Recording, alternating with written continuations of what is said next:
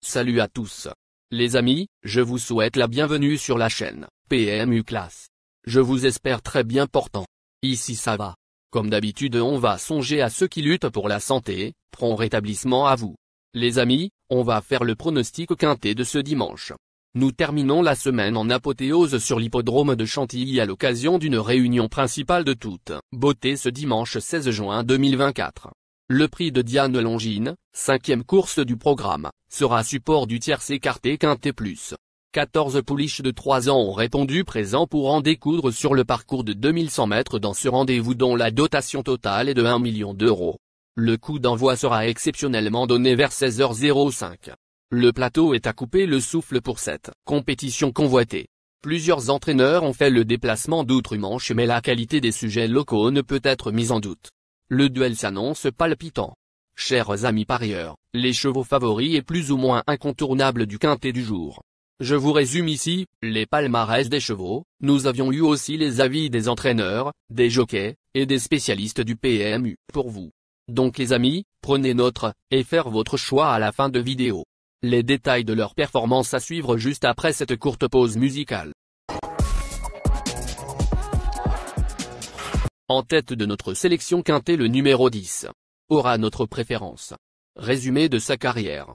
Au total 5 courses disputées, auxquelles il signe 2 victoires et 3 placés.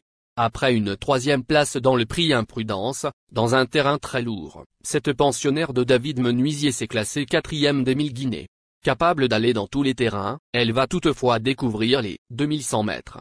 Favorite des bookmakers, elle aura logiquement des supporters. Plus d'informations sur son état actuel à l'entraînement avec David Menuisier, entraîneur. Il s'explique. Nous savions que Tamfana, 10, était bonne mais personnellement, je ne m'attendais pas qu'elle ait autant de vitesse et de facilité dans les 1000 guinées de Neymarket. Elle m'a toujours impressionné, mais ce jour-là, elle a été exceptionnelle. Si elle avait eu l'ouverture, je pense qu'elle aurait pu gagner. Aujourd'hui, je suis presque le seul à être déçu puisque les propriétaires sont très contents de la performance. Son jockey, Jamie Spencer, a été très critiqué après la course, mais il avait les consignes de la montée de l'arrière. Il n'a tout simplement pas eu l'ouverture. C'est Oisin Murphy qui sera son partenaire dans le prix de Diane.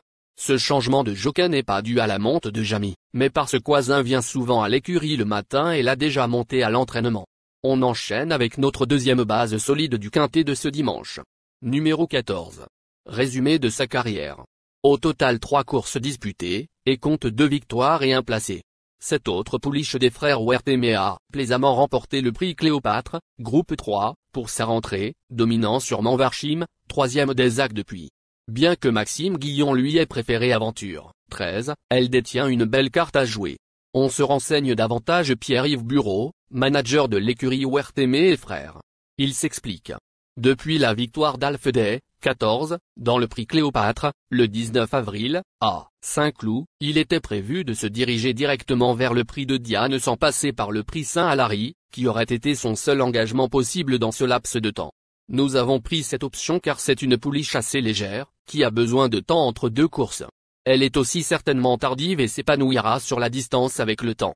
Chers parieurs, la dernière minute du quintet de ce dimanche. Numéro 13. Résumé de sa carrière. Avec ses 4 sorties, il signe 2 victoires et 2 placés. 2e pour sa rentrée derrière Galareal, 11. Cette pouliche des frères Wertheimer a depuis fait forte impression dans le prix de Royaumont, groupe 3, laissant sa dauphine à cette longueur. Sur la montante, elle pourrait faire mieux que sa sœur, Laitan, 2e en 2016. Plus de précision avec Christophe Ferland, entraîneur. Il s'explique. Aventure, 13, est issue d'une lignée qui évolue bien avec le temps. Sa mère, Baladeuse, n'était pas un monstre, mais le moteur était présent. La pouliche était un peu rouillée lors de sa réapparition, le 5 mai à Paris-Longchamp, dans le prix de la Seine, liste d'. Je ne l'avais pas énormément travaillé à la suite d'un petit souci. Elle a beaucoup évolué après cette rentrée.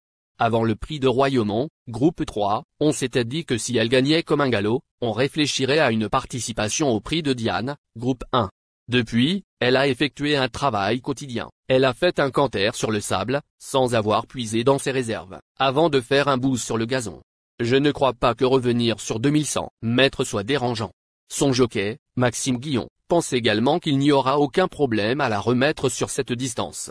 De plus, elle a performé sur des pistes lourdes et légères. Les amis, soyez sympas. Faites ce simple geste encouragement, ça nous donne la force dans la recherche. Je termine la vidéo avec mon champ réduit. Restez jusqu'à la fin de la vidéo pour découvrir mon champ réduit. Les amis, suite de la sélection pour compléter notre ticket. On entame avec notre trouble fête incontournable du quintet de ce dimanche. Numéro 1. Résumé de sa carrière. Au total 3 courses disputées, dont 2 victoires et 1 placé. Facile lauréate d'un Méden à 2 ans, cette concurrente de son Altesse Aga Khan a réalisé une rentrée victorieuse dans le prix de la Grotte, groupe 3, sur le Mail. Minutieusement préparée pour cette épreuve, elle sera montée par Christophe Hey qui a remporté les acques pour la Kazakh Princière il y a 2 semaines. Méfiance. Plus d'informations sur sa forme actuelle à l'entraînement avec Francis-Henri Graffard, entraîneur. Il s'explique. Nous sommes ravis car nous avons retrouvé la Kandala, de son année de 2 ans. Nous sommes vraiment contents d'elle et de son évolution. Sachez aussi qu'elle a l'avantage d'être indifférente à l'état du terrain. Nos 2 tocards incontournables du quintet de ce dimanche. Premier tocard en forme. Numéro 11. Résumé de sa carrière. 4 courses en jambes, auxquelles il signe 3 victoires et 0 placé. Invaincu à 2 ans, cette protégée de Gérard Augustin Normand a dévoilé ses limites dans les prix Vento, groupe 3, et Saint-Alary, groupe 2, se classant à chaque fois 3e. Elle est certes régulière, mais semble barrée par plusieurs de ses rivales. D'autres candidatures lui sont préférables. On écoute Nicolas Clément, entraîneur. Il dit. C'est un grand honneur et un privilège d'être au départ du prix de Diane avec Survie, 3, qui a une chance. Elle a très bien couru dans les courses préparatoires, se classant 3e des prix Vento et Saint-Alary. Cette semaine, elle a effectué un bon travail de routine sur 1400 mètres, derrière 2 leaders et avec Stéphane Pasquier sur son dos. Elle avait un geste plaisant avec un très bon changement de jambe, et elle soufflait juste ce qu'il fallait. Elle est associée à un jockey d'expérience qui la connaît bien. Nous pensons d'ailleurs qu'elle peut tenir la distance. L'idéal serait d'avoir une course rythmée pour qu'elle puisse placer sa pointe de vitesse à la fin. Nous espérons figurer à l'arrivée. Deuxième tocard en forme. Numéro 5. Résumé de sa carrière. Au total 5 courses disputées, auxquelles il signe 2 victoires et 2 placés. Cette pouliche, invaincue à 2 ans, a été largement dominée dans l'Émile Guinée avant de remettre les pendules à l'heure en se classant 2e des actes devant Varchim, qui avait toutefois montré ses limites en France. Elle est cependant expérimentée et devrait apprécier le parcours. Podium en vue. Plus de précision avec le reporter. Il dit. Faisant partie des favorites d'Émile Guinée de Neymarket, groupe 1, le 5 mai, dans ce séquence, 5, n'a pu se montrer convaincante, flottant dans la phase finale pour finalement céder complètement. Un peu plus de 3 semaines plus tard, elle s'est rachetée dans les actes d'Epsom en s'adjugeant la 2e place.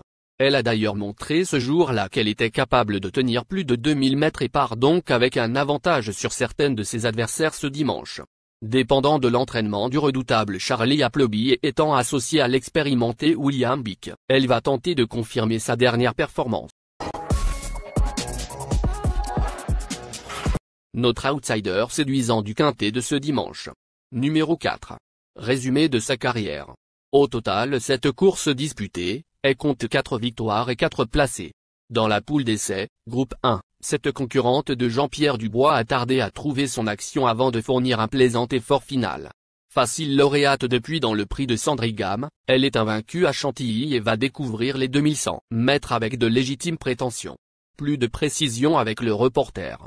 Il s'explique. Sparkling Planty, 4, a crevé l'écran dans la poule d'essai des pouliches, groupe 1. Après avoir mis beaucoup de temps à trouver l'ouverture, elle a remarquablement fini, mais trop tard pour espérer mieux qu'une 6e place. 3 semaines plus tard, elle a pris sa revanche dans le prix de Sandringham, groupe 2, s'imposant avec facilité. Christian de Muro étant blessé, elle sera associée pour la première fois à Ton Hippicone. Le principal point d'interrogation la concernant est son aptitude à la distance. Notre surprise évidente du quintet de ce dimanche. Numéro 8. Résumé de sa carrière. Au total 5 courses en jambes, dont 3 victoires et 2 placés.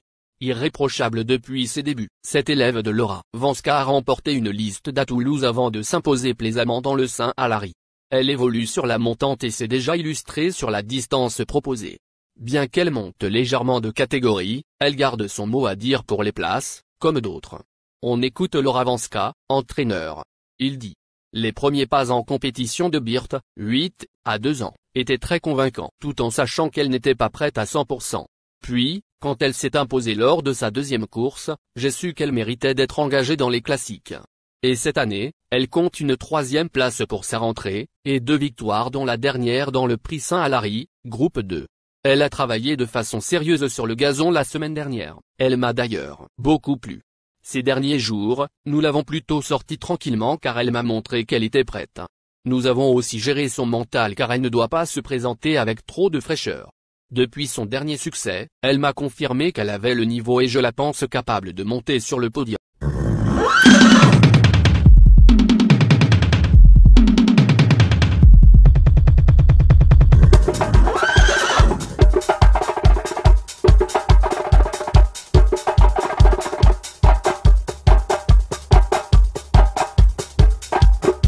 Chers amis, l'heure du choix. La recherche des meilleures chances du jour. Chers amis parieurs, la leçon du passé, vos vieilles techniques, vos différentes remarques, sont à réviser à l'heure du jour. Le résumé de vos connaissances en PMU, plumes et techniques, sans votre chance, vous donneront une large chance de passer à la caisse. Les improbables du quintet. Le 9, le 3. La sélection quintet du jour. Le 10, le 14, le 13, le 1, le 11, le 5, le 4, le 8.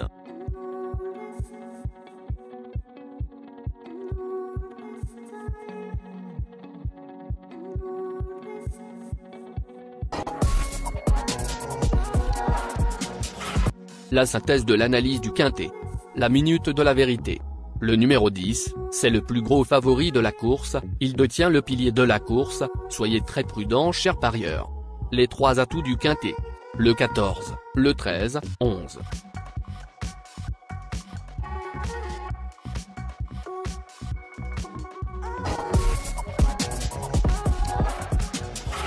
Nos propositions de tickets du jour, chers amis parieurs. Mon champ réduit à 50%. Ticket de base. 11, le 13, le 14, le 1, le 10. Ticket de folie. 10, le 9. Et le 10, le 8. Ticket de couverture. 10, le 14.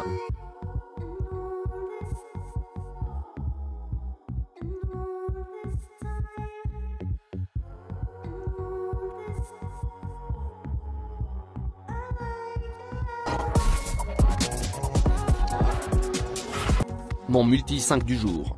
10, le 11. Associé au grand carnet. Le 14, le 13, le 1, le 9, le 3, le 5, le 4, le 8. Merci les amis. Bon jeu à tous. À très bientôt pour la prochaine course. Bye.